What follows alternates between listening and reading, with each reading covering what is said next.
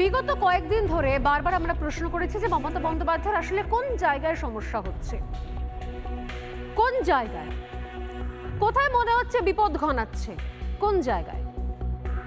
আজ বোধহয় একটু একটু করে স্পষ্ট হচ্ছে।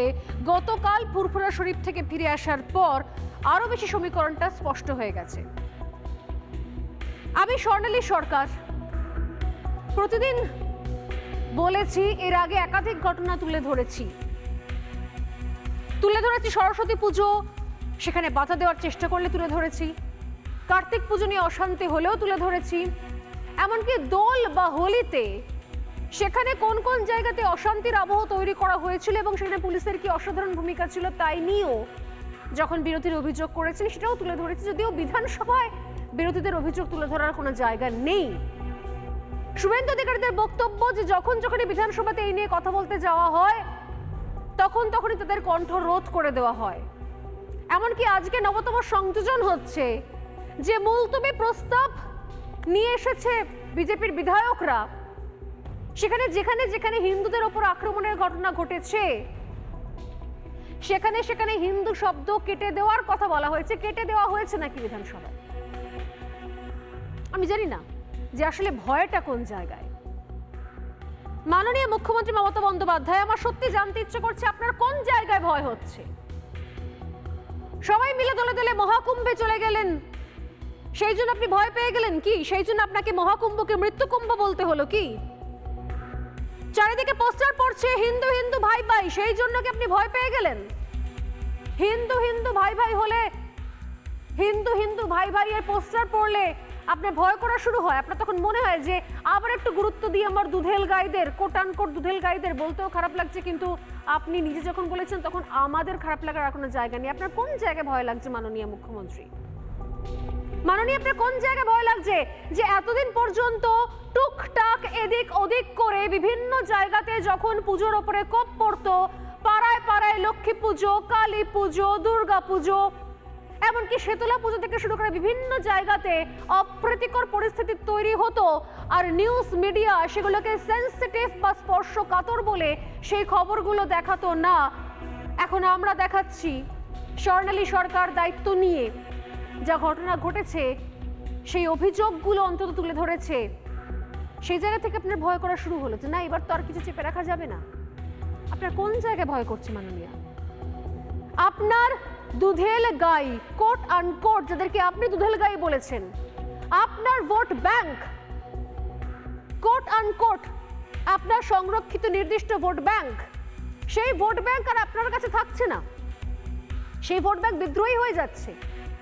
কেউ বলছেন আপনি নাকি বেইমানি করেছেন, কেউ বলছেন নাকি 1000 টাকা দিয়ে 1000 টাকা পেয়ে যারা হাত তুলে দোয়া করেন আপনার জন্য, আপনি তাদের দিকে তাকান না, আপনি 1200 টাকা অন্য লোককে দেন।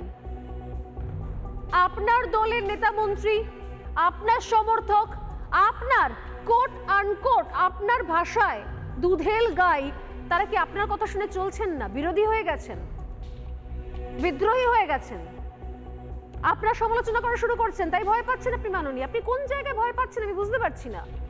এর আগে তো আপনি ভয় পাননি, হিন্দুকে কেটে দাও, ভাগীরথীর জলে ভাসিয়ে দাও, তখন তো ভয় পাননি আপনি।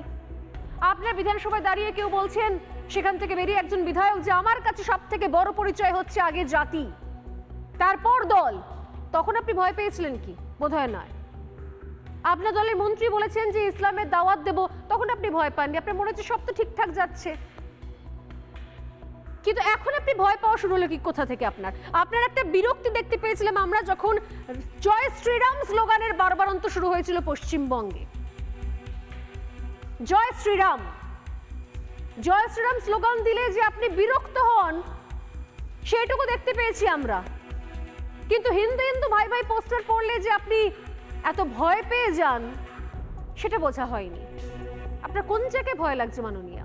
আর কয়েকটা দিন বাদে রামনবমী, আর সেই রামনবমীর আগে একটা অশান্তি তৈরি করার পরিবেশ তৈরি করা হচ্ছে বলে আজ অভিযোগ করলেন বিরোধী দলনেতা শুভেন্দু অধিকারী। শুধুমাত্র অভিযোগ না, তিনি রীতিমতো আশঙ্কা প্রকাশ করছেন।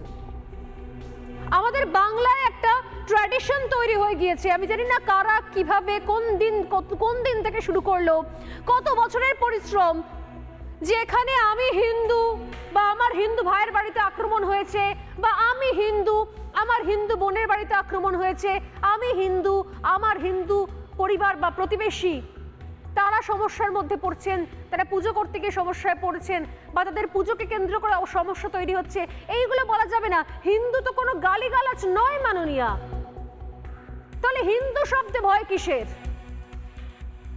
আজ শুভেন্দু অধিকারী বিধানসভায় কি বলেছেন, বিধানসভার বাইরে এসে প্রথমেই শোনানো যাক সেই কথা, সেই আশঙ্কার কথা, সেই ভয়ঙ্কর ষড়যন্ত্রের কথা। তারপর বাকি বিষয়গুলোর দিকে আসছি, কারণ শুধুমাত্র প্রশ্ন করব না, অনেক দিন প্রশ্ন করেছেন আপনাদের সামনে স্বর্ণালী সরকার, কিন্তু উত্তর পাওয়া যায়নি। তাই এবার যেগুলো ঘটছে সেগুলো সরাসরি তুলে ধরব। আপনারা আমাকে জানান না যে আমি যেগুলো তুলে ধরছি, আমি যেগুলো বলছি সেগুলোর সঙ্গে আপনারা সহমত হতে পারছেন না, সেগুলোকে সাপোর্ট করছেন, সমর্থন করছেন না, কোনটা বলবো। তবে তার আগে শুভেন্দু অধিকারী আজ বিধানসভার বাইরে দাঁড়িয়ে কি বললেন একবার দেখাবো।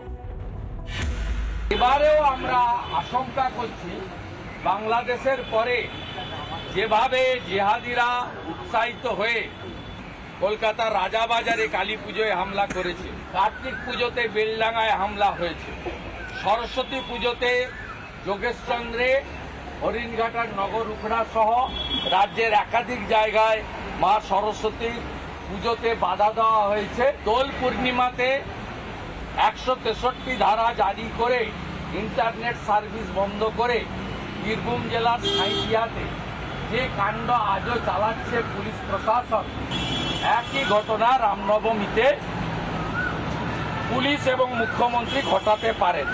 আপনারা প্রটোকল মেনে গত বছরের অনুমতির কাগজ সহ রুটের কাগজ সহ পুলিশকে দেবেন। নতুন করে কোনো মমতা পুলিশের পাঠানো প্রফরমা ফিল আপ করবেন না। 24 সালের পরে এটা দ্বিতীয় রামনবমী। এই বর্ষে রামনবমী উৎসব সর্বত্র অত্যন্ত আনন্দের সঙ্গে সকলকে নিয়ে শান্তিপূর্ণভাবে পালন করার আবেদন করছি। আর পুলিশকে হুঁশিয়ারি দিচ্ছি, মমতা ব্যানার্জির বুদ্ধিতে যদি পড়েন খেসারত আপনাকে দিতে হবে। আমরা রাস্তায় থাকব, পিছনে থাকবে লাখো হিন্দু ভক্ত জনতা, পারলে আটকে নিন।